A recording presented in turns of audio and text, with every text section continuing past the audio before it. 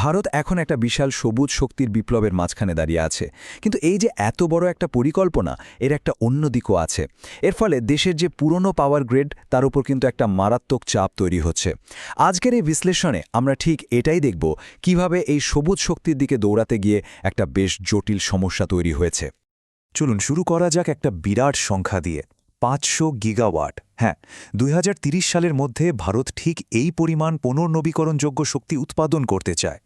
সংখ্যাটা শুনলেই বোঝা যায় এই সবুজ বিপ্লবটা ঠিক কতটা বড় হতে চলেছে।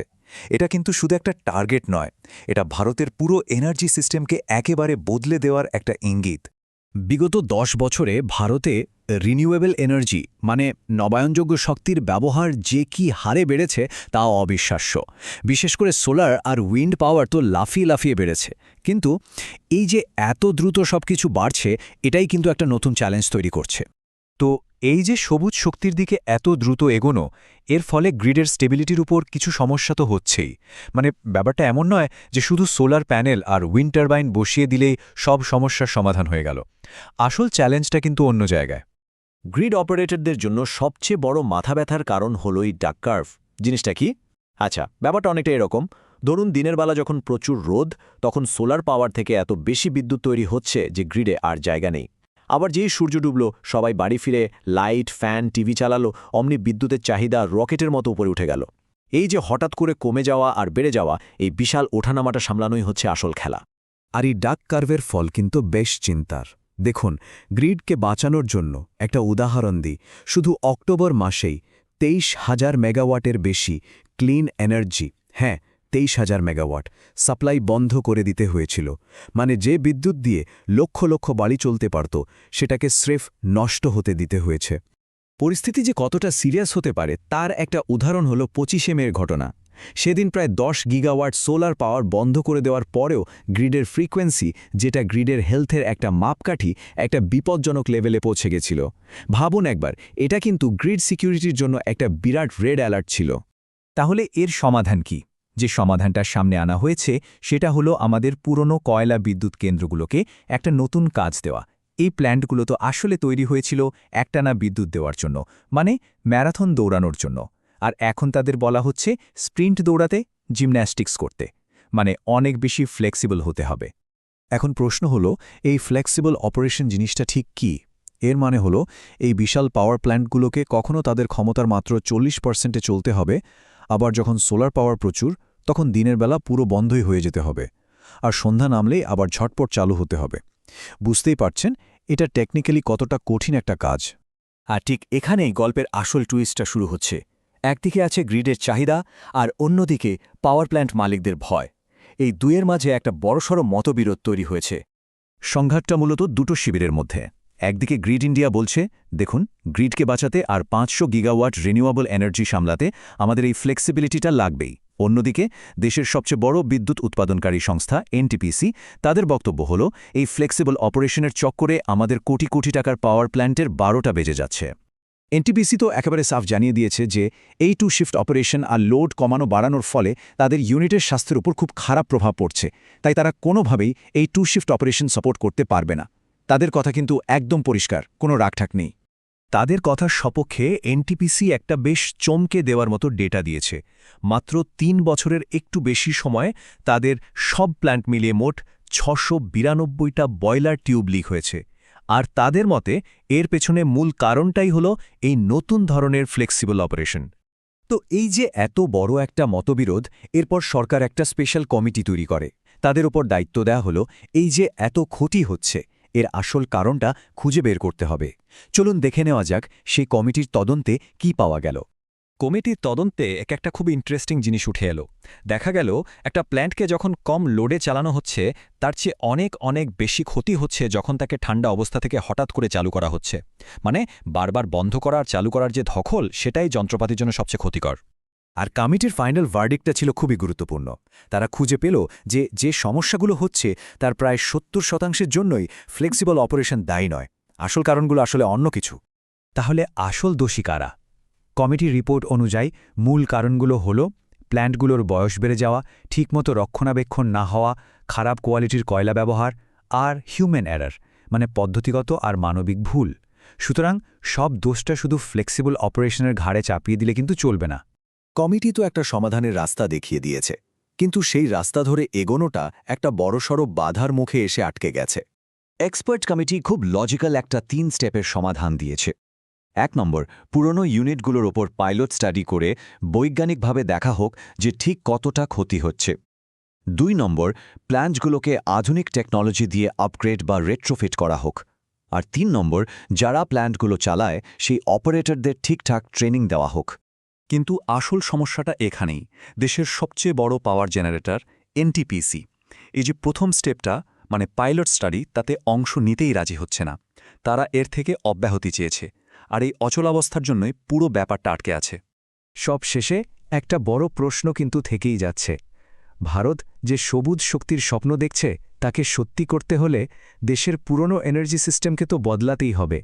কিন্তু প্রশ্নটা হলো, সেই পুরনো পরিকাঠামো কি এই নতুন ভবিষ্যতের ভার বইতে পারবে? এই প্রশ্নের উত্তরের ওপরেই কিন্তু ভারতের এনার্জি সেক্টরের ভবিষ্যৎ নির্ভর করছে। আমরা যে পাওয়ার প্ল্যান্টগুলো থেকে বিদ্যুৎ পাই সেগুলো কিন্তু এখন এক অমসম চাপে আছে। এই চাপটা বাইরে থেকে সহজে বোঝা যায় না। তো আজকের এই আলোচনায় আমরা দেখব আমাদের এই পুরনো থার্মাল পাওয়ার প্ল্যান্টগুলোর ওপর ঠিক কী ধরনের চাপ তৈরি হচ্ছে। শুরুতেই দেশের সবচেয়ে বড় বিদ্যুৎ উৎপাদনকারী সংস্থা মানে এনটিপিসির একটা কথা শোনা যাক। তারা বলছে বারবার র্যাম্প আপ আর র্যাম্পড ডাউন থার্মাল ইউনিটগুলোর ক্ষতি বাড়িয়ে দিচ্ছে আর আয়ু কমিয়ে দিচ্ছে। বুঝতেই পারছেন, কথাটা বেশ গুরুত্বপূর্ণ, আর এটাই কিন্তু আমাদের আজকের আলোচনার মূল বিষয়। তাহলে কি নবায়নযোগ্য শক্তির দিকে ঝুঁকতে গিয়ে আমরা আমাদের পুরনো ভরসাযোগ্য পাওয়ার গ্রিডটাকে একেবারে ভাঙনের মুখে ঠেলে দিচ্ছি? এই প্রশ্নটা নিয়েই আমরা এগোব, বোঝার চেষ্টা করব এই চাপের পেছনের আসল কারণগুলো কি কি। আচ্ছা, এই ক্ষয়ক্ষতির গভীরে যাওয়ার আগে একটা জিনিস বোঝা দরকার।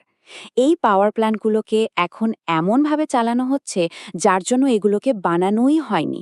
মানে এদের ভূমিকাটাই একদম বদলে গেছে।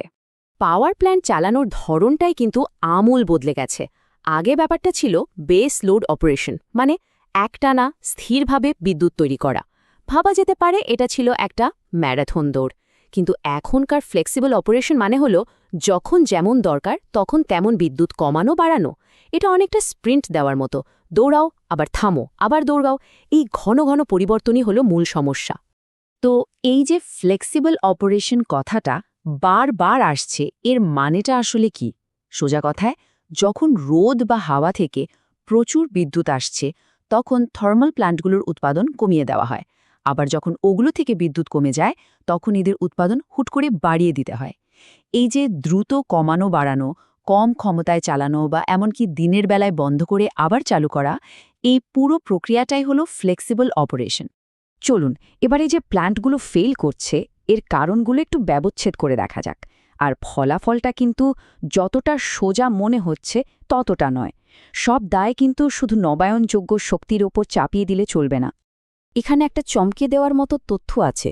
বিদ্যুৎ মন্ত্রকের একটা কমিটি বলছে পাওয়ার প্ল্যান্টে যে সমস্যাগুলো দেখা যাচ্ছে তার 70% সরাসরি এই ফ্লেক্সিবল অপারেশনের কারণে হচ্ছে না।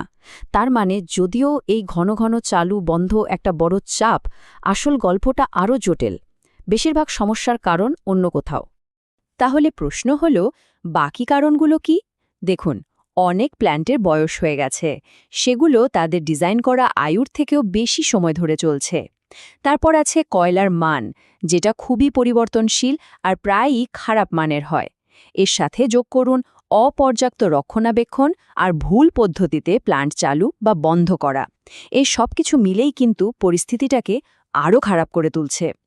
মজার ব্যাপার হলো, সব প্ল্যান্টে কিন্তু সমস্যাটা একরকম নয়। যেমন পুরনো যে সাবক্রিটিক্যাল ইউনিটগুলো আছে সেগুলোর দেয়াল বেশ পুরু, বারবার তাপমাত্রা বদলানোর কারণে সেগুলোর বয়লার ড্রামের ওপর প্রচণ্ড চাপ পড়ে। আর নতুন সুপারক্রিটিক্যাল ইউনিটগুলোর সমস্যা আবার অন্যরকম। ওগুলোকে কম লোডে চালানোর জন্য ডিজাইনই করা হয়নি, তাই লোড কমালেই ওগুলোর এফিসিয়েন্সি বা কর্মদক্ষতা একেবারে পড়ে যায়। এই ছবিটা একটা সাংঘাতিক সত্যি তুলে ধরে। প্ল্যান্টটা কিভাবে চালানো হচ্ছে সেটা অনেক বেশি গুরুত্বপূর্ণ। একটা হট স্টার্টের চেয়ে একটা কোল্ড স্টার্ট, মানে একদম ঠান্ডা অবস্থা থেকে চালু করা, প্রায় 20 গুণ বেশি ক্ষতি করতে পারে। এই একটা ভুলেই যন্ত্রাংশের উপর চাপ পড়ে। একটা উদাহরণ দেখা যাক। ফারাক্কা পাওয়ার প্ল্যান্টের কথাই ধরুন। সেখানে সবচেয়ে বেশিবার প্ল্যান্ট বন্ধ রাখতে হয়েছে বয়লারের টিউব লিক করার জন্য। এর পরেই আছে ইলেকট্রিক্যাল সমস্যা আর কয়লা সংক্রান্ত ঝামেলা। এই প্যাটার্নটা কিন্তু শুধু ফরাক্কার নয়, আরও অনেক প্ল্যান্টেই দেখা যাচ্ছে। আরেকটা উদাহরণ দেখুন, ঝাঁঝর পাওয়ার প্ল্যান্ট।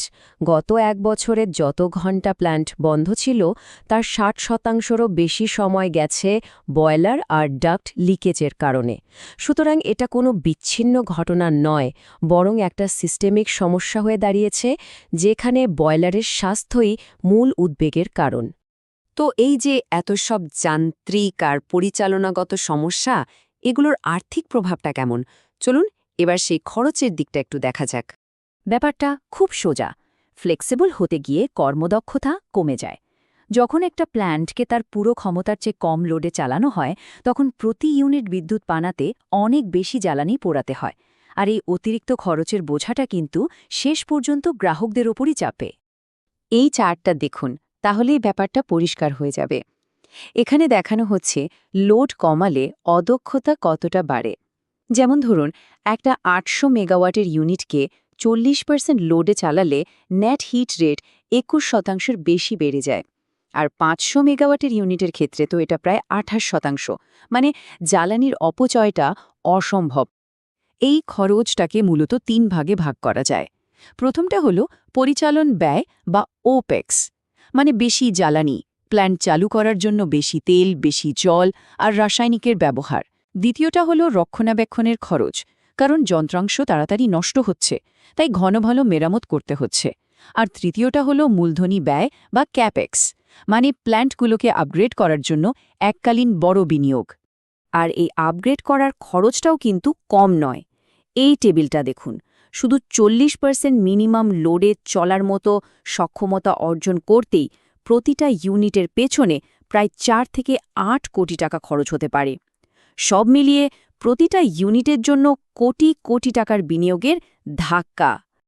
এতগুলো জটিল চ্যালেঞ্জ নিয়ে কথা বলার পর এটা পরিষ্কার যে আমাদের একটা সমাধানের পথ খুঁজে বের করতে হবে। আর যে কোনো সমাধানের প্রথম ধাপই হল সমস্যাটাকে ঠিকমতো চেনা এবং স্বীকার করা। সমাধানটা আসলে একটা ত্রিমুখী পথে এগোতে হবে। প্রথমত, প্রযুক্তিগত আপগ্রেড, মানে আরও ভালো কন্ট্রোল সিস্টেম আর উন্নত যন্ত্রপাতি লাগানো। দ্বিতীয়ত, পরিচালন শৃঙ্খলা, যারা প্ল্যান্ট চালায় তাদের আরও ভালো ট্রেনিং দেওয়া, বিশেষ করে নতুন পদ্ধতিতে চালু আর বন্ধ করার বিষয়। আর তৃতীয় এবং সবচেয়ে জরুরি হল ন্যায্য ক্ষতিপূরণ, এমন একটা ট্যারিফ মডেল বানানো যাতে প্ল্যান্টগুলো এই অতিরিক্ত চাপ নেওয়ার জন্য আর্থিক ক্ষতিপূরণ পায়। সবশেষে একটা বড় প্রশ্ন থেকেই যায়, আমাদের এনার্জি গ্রিড প্রতিনিয়ত পাল্টাচ্ছে। এই পরিবর্তনের যুগে ঘরে ঘরে আলো জ্বালিয়ে রাখার আসল মূল্যটা ঠিক কত? ভবিষ্যতে গ্রিড তৈরি করার জন্য যে জটিল আপোষগুলো আমাদের করতে হবে, তার জন্য আমরা সমাজ হিসেবে কতটা প্রস্তুত, সেটাই এখন সবচেয়ে বড় প্রশ্ন।